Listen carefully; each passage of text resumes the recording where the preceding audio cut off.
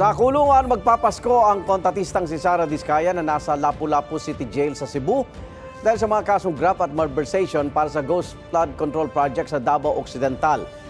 Samantala, hindi pinayagan na makalabas ang Senado ang asawa niya si Curly Diskaya, pati ang mga dating DPWH engineer ng Bulacan na humiling na pansamantala silang makalabas para sa Pasko. May unang balita si Bam Alegre.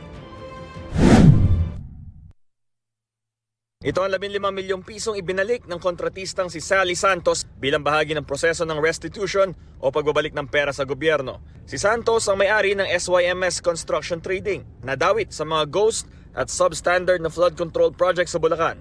Nadawit din ang kumpanya sa hiraman ng lisensya ng mga kontratista ng gobyerno para umano sa mga proyekto ng DPWH.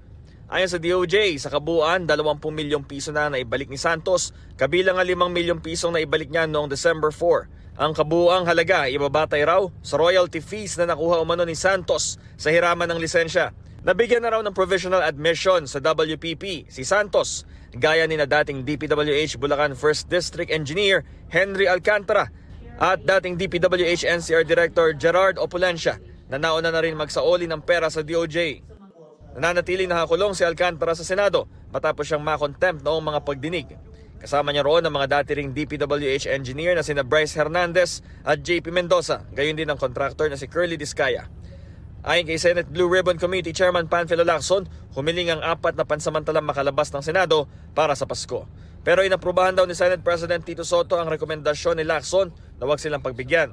Ilang beses kasing nagbabala na Ombudsman Jesus Crispin Remulla at Pangulong Bongbong Marcos na maglalabas ng warrant laban sa kanila bago magpasko.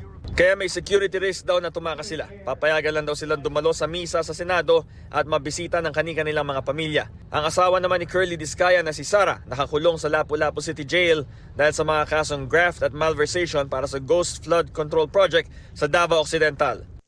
Nananatili namang at large si dating Congressman Saldico na may warrant pa rin sa graft at malversation dahil sa anomalya sa proyekto sa Oriental Mindoro.